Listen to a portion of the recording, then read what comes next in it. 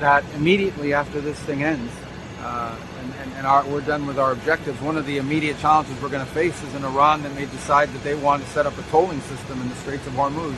Not only is this illegal, it's unacceptable, it's dangerous to the world, and it's important that the world have a plan to confront it. The United States is prepared to be a part of that plan. We don't have to lead that plan, but we're happy to be a part of it. But these countries have a lot at stake, not just the G7 countries, but countries in Asia and all over the world have a lot at stake and should contribute greatly to that effort to ensure that neither the Straits of Hormuz or frankly any international waterways should ever be something that's controlled or tolled by a nation state or by a terroristic government like the one that exists in Iran today in that radical clerical regime. So there seemed to be a lot of buy-in to that concept. There's a lot of work happening right now. The UK has played a prominent role in bringing that together, but other countries as well. And there seems to be a lot of acceptance of all that. And our allies and partners here, at least to me, seem to be appreciative of updates on our operation and an understanding of what lies ahead over the next few weeks. Okay?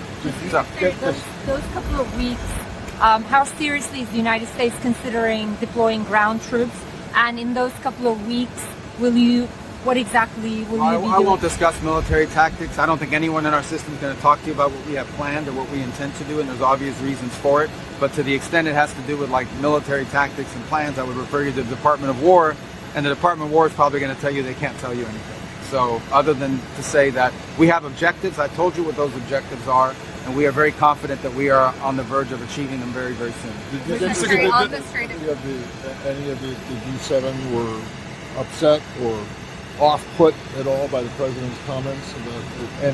They never act that way in front of me. Maybe they say that to you guys, and maybe they say that in other interviews or when they go on the press, but not in front of me they don't. I never get that. On the contrary, these meetings are oftentimes about thanking America for the role we've played in trying to bring peace in Sudan. The recognition that the president played a key role in ending what was happening in Gaza. Recognition of the role we've played in stabilizing Syria. Recognition, despite what they may have said in the press, that what we did in Venezuela was good for the world and good for our region in the Western Hemisphere. A recognition of the role we've played in setting up, along with others like Canada, the gang suppression force in Haiti.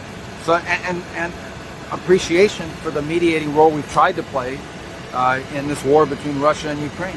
So I don't know. I mean, you guys ask me these questions like if I go into these meetings and these people are angry, nobody there screams or raises their voice or says anything negative. And if they did, I would remind them, but I don't need to, but I would remind them of the role America's played over the last year. It's been a very productive role and very helpful to them. And I would just say this, and I said this yesterday, I'll say it again now. Iran is governed, not the Iranian people. The Iranian people are phenomenal people. They deserve way better than what they have, which is a radical Shia clerical regime that has basically taken that country's wealth and used it not to build roads and bridges, not to build healthcare systems or universities, not to build a better, more prosperous country. They've used the wealth of that country to sponsor terrorism, build rockets, build drones, build missiles, build sea mines. That's what they've done with it, and try to kill people all over the world. And this has to be dealt with. That country was a threat for 47 years. Okay? That regime has been trying to kill and has been killing Americans all over the world for 47 years. We have a president that was not going to allow that to continue unfettered. So when we are done, Iran was already weak. When we are done with them here in the next couple of weeks, they will be weaker than they've been in recent history, and they will not be able to hide behind those weapons to break out and get a nuclear weapon, which would be crazy. For these people to ever get nuclear weapons would be crazy. Look what they're willing to do with the weapons they have now. They hit embassies, they target hotels, they try to kill civilians, they splash out at all their neighbors. Imagine if these radical lunatics had a nuclear weapon to threaten the world with. Secretary of Russia-Ukraine, you tweeted out that you conveyed the president's commitment to a ceasefire and negotiated settlement. Is ceasefire back on the table now? In where? In Russia, Russia-Ukraine. Yeah, we always want to see the end of that war. I don't know why that's been a question. The last meetings we've had on it were last Saturday in Miami, where Steve and Jared met with the Ukrainian side. There are no meetings scheduled as of now. Obviously, that war that goes on and it continues, and it's a very unfortunate war. The loss of life there is tremendous. The Russian side in particular is losing, I think they're losing now more soldiers than they're recruiting. But it's we're ready. We're ready to play whatever constructive role we can to bring that war to an end. But obviously there are a lot of other things going on in the world as well. Mr. Secretary, on Russia, Ukraine, there were reports that the U.S. was going to divert some weapons for Ukraine in the Pearl system to help make up for the munitions expended in the Middle East. Is that accurate, and is that a message you communicate? Well, it hasn't happened yet. Nothing yet has been diverted, but it could. I mean, frankly, it's not diverted. These are not diverted weapons. These are our weapons. These are sales. These are military sales through Pearl, paid for by NATO. And so the question at some point is, if we have a need, let me be clear.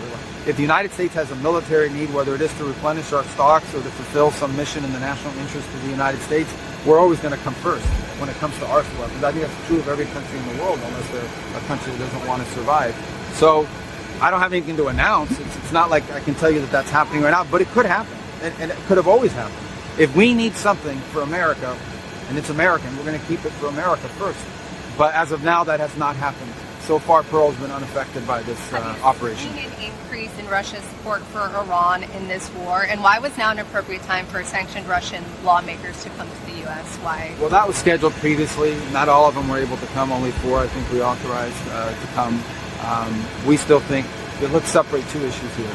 Russia is still a powerful country with nuclear weapons, and it is important for nuclear powers to have some engagement at the governmental level, just like we do at the diplomatic level. I don't think that was a major concession in any way, shape, or form.